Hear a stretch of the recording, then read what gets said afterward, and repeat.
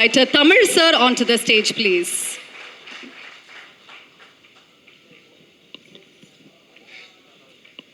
எல்லாருக்கும் வணக்கம். நான் இங்கே நன்றி சொல்ல தான் வந்திருக்கேன். ஃபஸ்ட் நன்றி வந்து லலித் சாருக்கு. அதுக்கு முன்னால் அந்த நன்றி வந்து ஃபிலோவுக்கு தான் சொல்லணும்.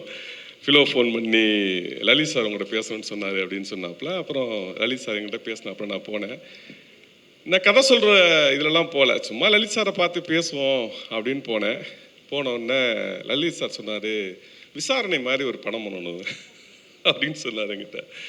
பண்ணணும் அப்படின்னு சொன்ன உடனே நான் சொன்னேன், அவர் பெரிய ப்ரொடியூசர், அவர் பையனை எப்படி வேணாலும் அவர் அறிமுகப்படுத்தலாம், ஒரு ஃபேண்டஸியா அப்படி பண்ணனா. அவனும் அப்படி தான் சொன்னான் ஒரு இன்டர்வியூவில், நான் ஃபேண்டஸியாக தான் அறிமுகம் பண்ணேன், எங்கள் அப்பா தான் இந்த கதையில் தள்ளி விட்டார் அப்படின்னா.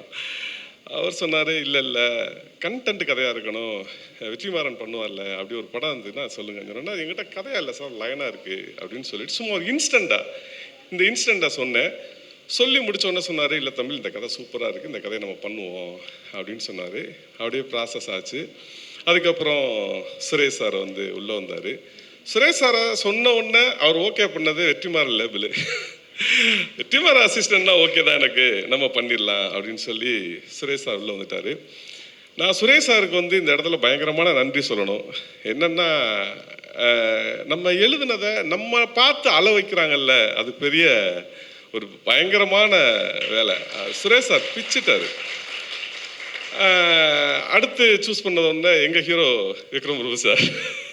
சரி நம்ம போனால் சொன்னால் கதை கேட்குற ஒரு ஹீரோ இருக்காரு, நான் அவர்கிட்ட சொல்கிறேன் சார் அப்படின்னா. சரி ஓகே தமிழ் எனக்கு ஓகே தான், நீங்கள் சொல்லுங்கன்னா விக்ரம் பிரபு சார்கிட்ட போய் சொன்னேன். அப்போவும் சார்ட்டு இன்ஸ்டன்ட் மட்டும் தான் சொன்னேன், ஒரு 40 நிமிஷம் ஒரு இன்ஸ்டன்ட் சொன்னேன். அவர் நல்லா இருக்கு அப்படின்னு சொன்னால் அப்புறம் சுரேஷ் சார் போய் கதை சொல்லி வந்தாப்புல. அப்படி சொல்லிட்டே போகலாம். இந்த படம் நிறைய பேர் பார்த்துறீங்க. அந்த 2 பேர்த்தையும் பார்த்த ஒரே ஆள் நான் மட்டும்தான். அந்த 2 பேர் அந்த கதையில் வர 2 பேர்த்த நிஜமாக பார்த்தது நான் மட்டும்தான். நான் எப்போ அந்த கதையை எழுதும் போதெல்லாம் திருப்பி அந்த முகத்தை ஞாபகப்படுத்திட்டே இருப்பேன். இப்போ உண்மையிலேயே எனக்கு வந்து ஹனிஷ்மாவும் இவங்க முகம் தான் அந்த இடத்துல இங்கே வந்துக்கிட்டே இருக்கு. அவங்க 2 பேரும் மறைஞ்சே போயிட்டாங்கன்ட்டு. நான் தொடர்ச்சியாக படம் பார்க்கும்போது இது பார்க்கும்போது திருப்பி இவங்களை பார்த்து அந்த 2 முகமும் எனக்கு மறைஞ்சிருச்சு. இப்போ இவங்க 2 பேர் முகம் மட்டும்தான் என் மனசில் நின்றுக்கிட்டே இருக்குது.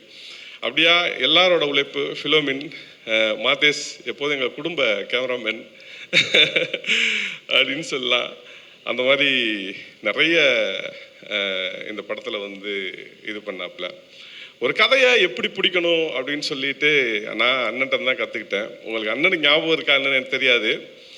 விசாரணையோட ஒரு நாள் டப்பிங் போயிட்டு வரும்போது சும்மா ஒரு மழை பெஞ்சிட்டு இருக்கும்போது அண்ணன் ஒன்று நான் நின்று பேசிட்டு இருந்தோம்.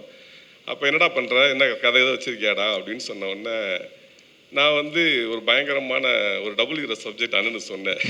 சொன்ன உடனே சிரிச்சார், உன் பலமே போலீஸ் தான்டா, போலீஸில் ரொம்ப ஸ்ட்ராங்காக இருக்கடா நீ, அதுக்குள்ளே ஒரு புதுசு கண்டென்ட் எடுத்து கதையாக பண்ணுறான், அதான்டா கரெக்டாக இருக்கும் அப்படின்னு சொல்லிட்டு அவர் போயிட்டார். அப்போ எழுதின வச்சு தான் டானாக்காரன். நான் வந்து போலீஸ் ட்ரைனிங்லேருந்து ஒன்று எழுதுவோம் அப்படின்னு சொல்லி எழுதி அந்த படத்தை கொண்டு வந்தேன். அந்த இதுலேயே தான் இப்போ சிறையும் திருப்பி எழுத ஆரம்பித்தேன். என்ன சொல்கிறது, அந்த படம் ஃபிலோ எடிட்டில் போட்டு காமிச்சப்போ என் மனைவிட்ட நான் போய் சொன்னேன், அந்த படத்தை நான் பண்ணியிருந்தா கூட இவ்வளோ அழகாக பண்ணியிருக்க முடியாது, நான் பயங்கரமாக லாஜிக் பார்ப்பேன், வெற்றி என்ன மாதிரி சின்ன விஷயத்துக்கு லாஜிக் பார்ப்பேன், அவர் எந்த லாஜிக்கும் பார்க்காம ஒரு தேட்ரிக்கல் ஃபிலிமாவா அப்படி ஒரு படம் பண்ணிட்டாப்புல. நேற்று மனைவி சொன்னாங்க, அந்த தேட்டரை விட்டு எந்திரிக்கவே எனக்கு 10 நிமிஷம் ஆச்சு அப்படின்னாப்புல. பெரிய வெற்றி படமாக வரணும், வந்தால் நல்லாயிருக்கும். வாழ்த்துக்கள் சார். சுரேஷ் சார் தனிப்பட்ட முறையில் ஜெயிச்சதில் எனக்கு பயங்கர சந்தோஷம். சுரேஷ் சார் வந்து எனக்கு சீனியர் வெற்றி அண்ணன்ட்ட.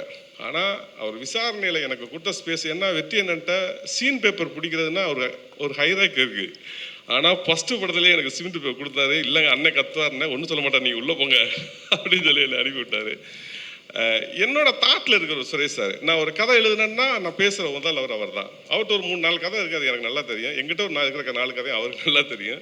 என்னோட சென்ஸில் இருக்கிறவர், அதனால் என்னை விட சிறப்பாக இந்த படத்தை எடுத்திருக்காரு. வாழ்த்துக்கள், நன்றி sir. Sir, Vikram Prabhu sir கூட மறுபடியும் இந்த படத்தில் இணைந்து ஒர்க் பண்ண எக்ஸ்பீரியன்ஸ் எப்படி இருந்தது? அவர் எப்போது எங்கள் ஹீரோ தானே. அவர் தனிப்பட்ட முறையில் என்ன சொல்கிறதுக்கு, இந்த படத்தில் வந்து விக்ரம் பிரபு சார் செம்ம சூப்பராக பண்ணியிருக்காரு.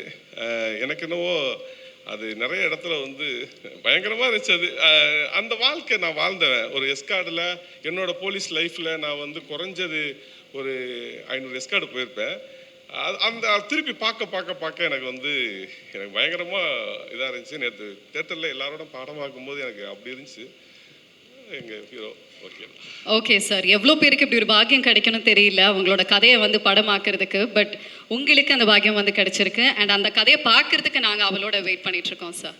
கண்டிப்பாக. ஒருவேளை அந்த பையன் இப்போ எங்கே இருக்கான்னு தெரில.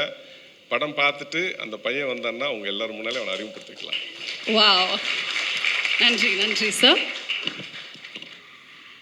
அந்த ரியல் பையனை வந்து பார்க்கறதுக்கு we are looking forward. அப்படி ஒன்று நடந்ததுன்னா ரொம்ப